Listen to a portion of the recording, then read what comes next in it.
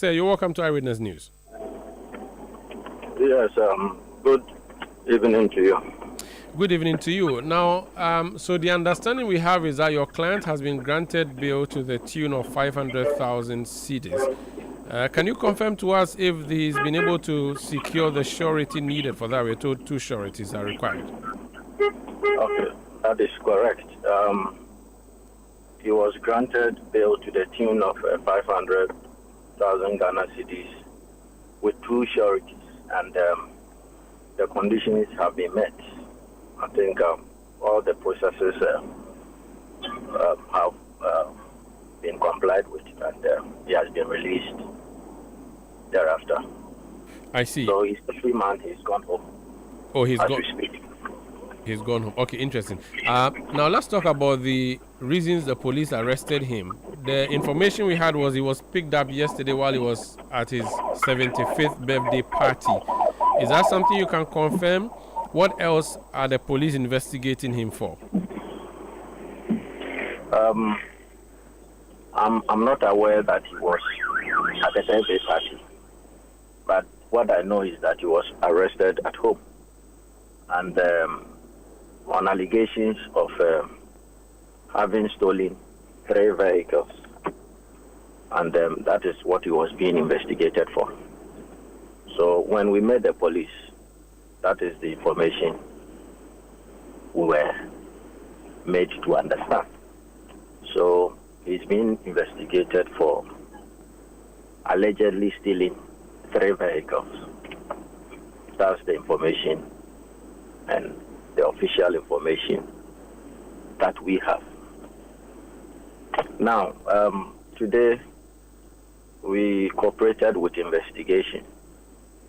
We got to know we got to know when we got to the premises of the Ghana police today that he was actually arrested based on a bench warrant. We didn't know that, but and he was informed and he confirmed that to us. But being an investigative process, we had to comply, and then we have assisted the police so far. We have given them all the information we need to give, and he has responded to all questions that were put to him. And so far, we say that it's been smooth. The investigation process has been good and smooth. Has he told you how he intends to plead if he's put before court on these matters of stealing? Because the police claims they have gone to retrieve these vehicles which he had stolen when he was leaving GIHOC. Now, I think at this stage it is very important to understand the fact as it played today at the investigative stage. Now, Mr. Juma was accused of having stolen 3 vehicles. Now, in the course of investigation, it turned out that out of these 3 vehicles, 1 was in the exclusive possession of GIHOC itself. So only 2 out of the vehicles were in his possession. Now, Mr. Juma tendered documents to them to show that he has not stolen any vehicle. He is the true owner of those 2 vehicles. Out of these 2, he purchased one of them from an insurance company. It didn't belong to GIHOC at all. And then the second one was a vehicle that he was using as MD of GIHOC. And according to the terms of his employment, when he's leaving, he's entitled to purchase that vehicle. So there are documents to show that GIHOC actually valued the vehicle. STC was involved in the whole process. They valued the vehicle, and then they quoted the amount he's supposed to pay. He paid the amount, and then ownership was subsequently transferred to him. So he owns this vehicle as we speak with relevant documents. So we just don't understand the basis of the allegation of having stolen vehicles at all. At all. Which means that the 3 vehicles that he is alleged to have stolen, 2 were actually procured by him, to summarize what you said. 1 he bought from an insurance company, and 2, the second one is a vehicle he used to use when he was at GIHOC, which he procured upon exit. That's what you have said, correct? That is correct. And the third vehicle that the police claims he had stolen, what do you know about that? The third vehicle is not even with him at all. It is still in the possession of GIHOC, and he gave them details or information on that particular vehicle.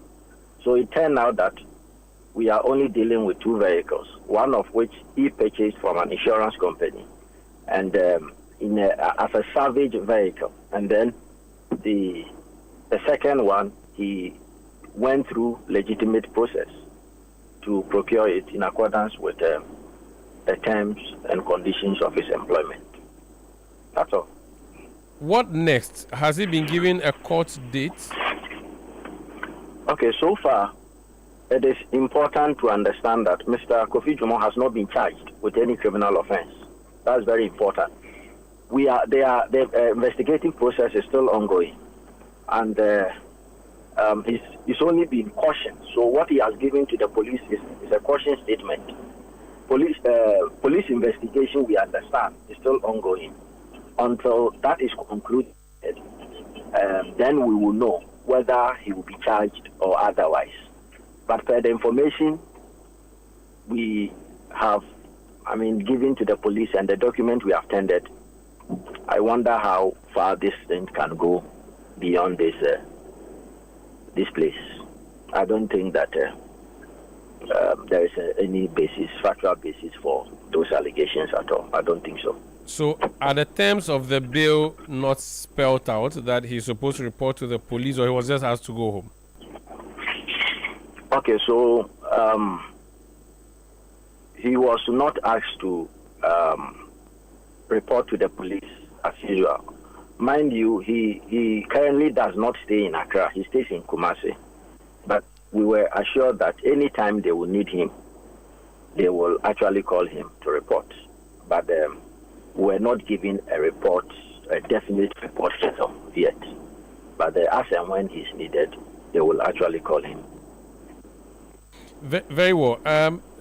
Someone just drew my attention to something, and I want to ask you. I'm not sure whether you can answer this or not, but when the former president Akufo-Addo was leaving office, there was a directive that his officials should not buy vehicles or official vehicles. How does your client respond to this claim? Is it the case that it is a law at GIHOC that you buy your vehicle on retirement or upon exit, or the Akufo-Addo directive did not apply to this particular case? I don't know if you have a comment on that, if you know anything. Now, the only thing I can say to that is that I don't know the effect of that statement the president made. But to the extent that I know, I don't know of any legal provision against the purchase of a vehicle when that actually forms part of your working condition.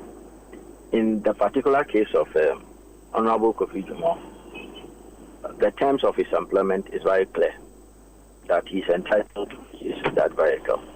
So I think he only exercised that clause in his terms of employment. And GIHOC actually took steps to get that effected.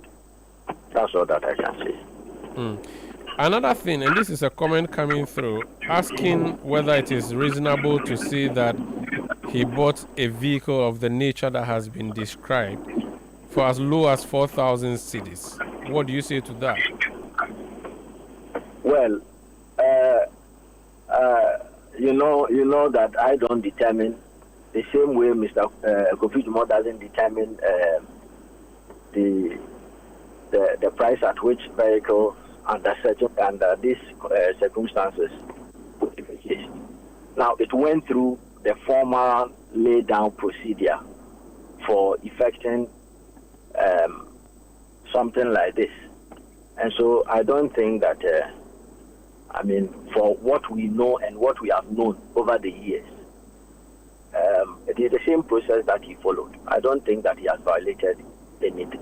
The amount, mind you, the amount to purchase the vehicle was not determined by him. It is determined by a system. And that is what actually happened.